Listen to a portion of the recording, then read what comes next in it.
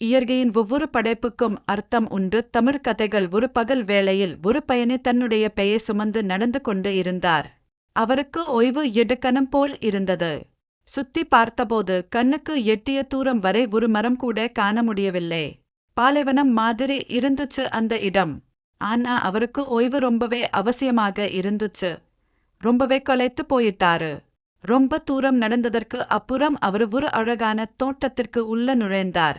அங்கு நிறைய மரங்களும் பழங்களும் பூக்களும் ஆகஸ்ட் இருந்தது. அங்கு மரங்கள் முழுவதும் ஆரஞ்சு பழங்களால் நிரம்பியிருந்தது. சிறிது தூரம் சென்ற பிறகு அவருக்கு கீழே விழுந்த ஒரு ஆரஞ்சு பழம் கிடைத்தது. அதை அவர் எடுத்து உண்ண ஆரம்பித்தார். அந்த ஆரஞ்சு மரத்துக்கு பக்கத்துல ஒரு பூசணி கொடிய பார்த்தாரு. அதுல மிகவும் பெரிய பெரிய பூசணிக்காய்கள் இருந்தது. அவர் அதை பார்த்ததும் யோசித்தார், இந்த பூசணிக்கொடி இவ்வளவு சின்னதா இருக்கு, ஆனா காயோ ரொம்ப பெருசா இருக்கு.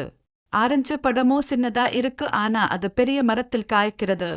இந்த இயற்கை ரொம்பவே முரண்பாடா இருக்கு. இந்த இயற்கையை படைத்தவங்களுக்கு கண்டிப்பா ஒன்றுமே தெரியாம தான் இருந்திருக்கும். அப்படி சுற்றி இருந்த எல்லா படைப்புகளையும் ஏளனம் செஞ்சுட்டு இருந்தார். கொஞ்ச நேரத்துக்கு அப்புறம் ரொம்பவே தூக்கம் வருவது மாதிரி இருந்துச்சு. அதனால ஒரு மரத்துக்கு அடியில் தலை சாய்த்து தூங்கிட்டாரு. குரட்டை சத்தமும் வந்தது. திடீரென்று அந்த பயணி தலையில் ஏதோ வந்து விழுந்தது. அவர் இருந்து பார்த்தபோது ஒரு ஆரஞ்சு பழம் தன் காலுக்கு பக்கத்தில் கிடந்தது.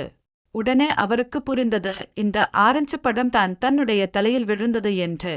அப்போதுதான் திடீரென்று அவர் யோசித்தார், இந்த ஆரஞ்சு பழத்திற்கு பதிலாக பூசணிக்காய் தன்னுடைய தலையில் விழுந்திருந்தால் என்னவாயிருக்கும் என்று நினைத்தார். அவருக்கு அப்போது புரிந்தது, பூசணிக்காய் இருக்க வேண்டிய இடம் தரையில்தான். எனவே ஒவ்வொரு படைப்புக்கும் அர்த்தம் உண்டு என்று அவர் உணர்ந்தார்.